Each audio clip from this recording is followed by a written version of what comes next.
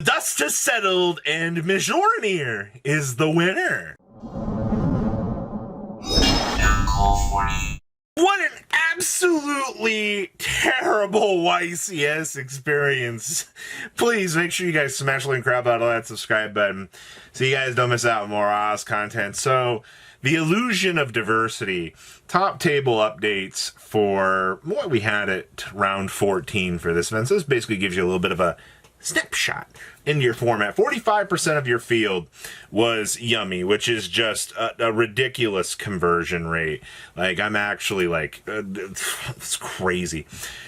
Which 25 was pure. You had 17 Mitsurugi and 3% Sulfur. We had 12% Mitsurugi, 12% Malice, 10% was Ignister, 2% was Mitsurugi. Interesting. We've also got 10% Draco Tail, 7% Branded, 3% Pure, 7% Vanquish Soul Canine, 3% Rizal Onomonomat, 3% Memento, 3% Crystron Canine, 3% Canine, a lot of Canine there, and 2% White Forest. Your top 8, God, this looks so bad. We had 5 yummy variants, 4 of which were Mitsurugi yummy. I'm not going to be the first person to tell you this, but things are skewing really, really bad right now. I'll talk more about that later. But we also had Mitsurugi. 5 Mitsurugi variants. 5 yummy Mitsurugi variants. So much Mitsurugi in this top coat. We also had the Rizal Onomana Mat deck, which actually just won everybody's hearts. And you know what? That's cool to see. And then we also had Crystron Canine, which evidently putting inclusion to 1 wasn't enough to actually have this deck, you know, come down from the top of its craziness. But I don't have a lot of choice words for this event. We're going to go over to deck list. All right, so this is your winner of this weekend's YCS. It's the Mjolnir lock. How in the world Konami dodged, missed, didn't acknowledge, chose not to care about this? I don't know how, but this is a problem. And I hope that they address this in a frequent time, because this is bad for the game. This is really, this whole format is degenerate. Okay, I'll rant about it later, I promise you. Of course, actually main decking Called by the Grave. Glad to see the Called by is actually making his rotations back. There was a little bit of a time where this was kind of on the fence.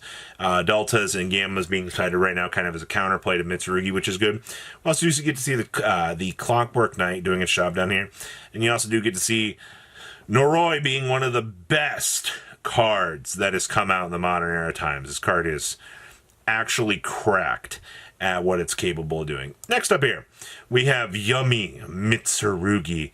You know, triple marshmallow, by the way. I was reading that some people were trying to like cut this out, and try to play 1, but 3 is just kind of gas. Now this is interesting. We actually see double Cyclone down here as a tech choice. Now, I don't know who came up with this idea, but I mean, this is probably one of the most original things I've had the chance to see in a while. I just like the fact that, you know, targeting spell and trump card you control and targeting one of your opponent controls and popping them. I guess this also gives you, you know, now access to basically shuffle these back and so forth. So, all right. So also, I guess, make sure that, like, you won't, you know, have to deal with, like, a Mjolnir lock if you're, like, popping it during, like, you know, they're in phase, because then it doesn't trigger, because it has to trigger on your turn. So, I mean, okay, I guess you take your concessions with your ideas, but I just never thought I'd see double Cyclone being relevant.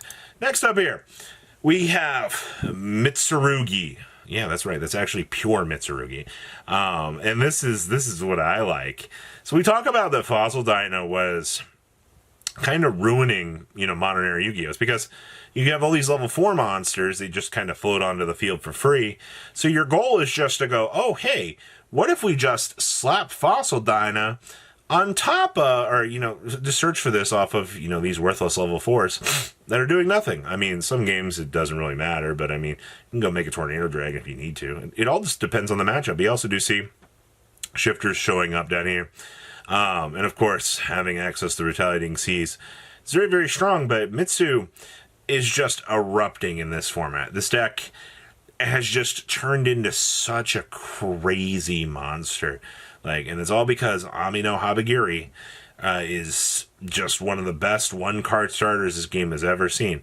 Next up here, we have the Automata Mat deck. Holy! Well, first of all, Protos was just a problem this weekend. I've heard so many people complaining about this card. It just ruining days. I get it. I do. It is a little bit of a problem, but the fact that this card is getting, a chance to really show itself. Maybe we'll get a reband again. I do actively believe Konami thinks that this card's not really a problem, and that's a little bit worrisome. Or we just ban Nemesis Flag, which cuts us off of dealing with this. It's because you have the Chain of the Infernal Flame Banshee into this to get to this. But I mean, hey, this is now, the state of Rizal, able to do things. But I'm really happy to see this deck doing well, but it's okay. Clearly, we didn't know what cards we needed to hit during the last ban list excursion, which is, led us to this situation of, oh, wow, I can't believe that this has gone crazy. 60 card Mitsurugi Yummy. Now, no matter how you look at this, this is just gonna be one of those decks that Triff is just gonna be very famous for. And I mean, I don't remember how much changed from this, but I see we got the Black Goat Laughs in here. We do have a Shark Cannon in here. I guess this actually is kind of spicy. I mean, we got to see that this deck did very, very well. I also do see we're playing the Gorgon of Xiphotonia in here. Triff was really trying to get a little bit more spicy with the innovations here. Now, I mean, he made it to top 8, man. This is an incredible run to see that, you've had this much success tearing through the competition. Honestly, I'm just more happy to see the turnover and the constant success. It's actually looking very, very good for the community and the All-Stars. Next up. Okay, I mean, we got some actual pure Yummy here. Now, honestly, I'm more happy to actually see that, Yummy in its pure form is doing well. We also do see some Ghost Bell action here. Obviously, after the loss of Obedience School, I mean, a lot of people are trying to supplement and go with the other waves of packages. I can kind of understand why.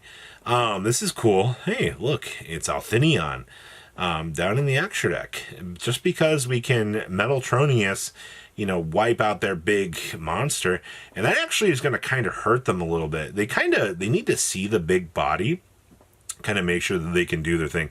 But it's interesting just to see that the new Metaltronius idea is basically our Althalion's, counter.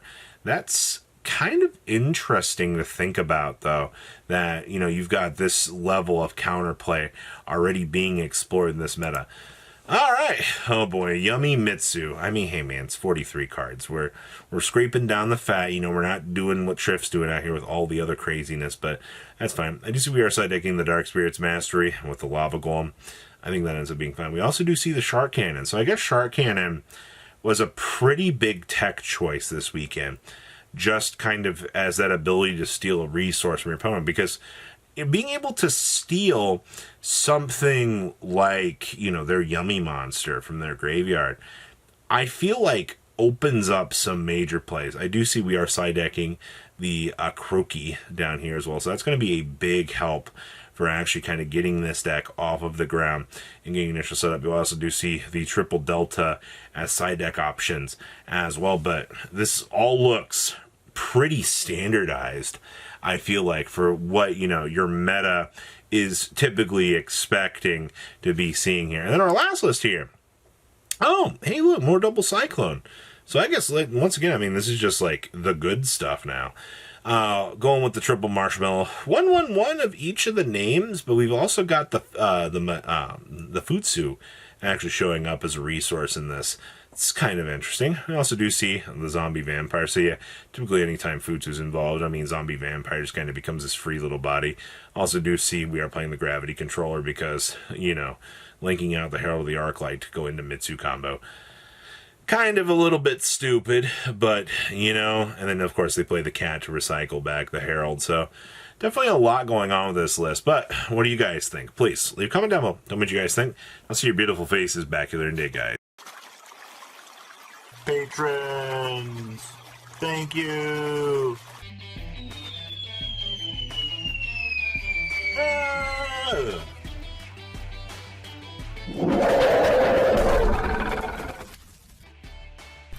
Thank you so much for watching. Check out these other videos.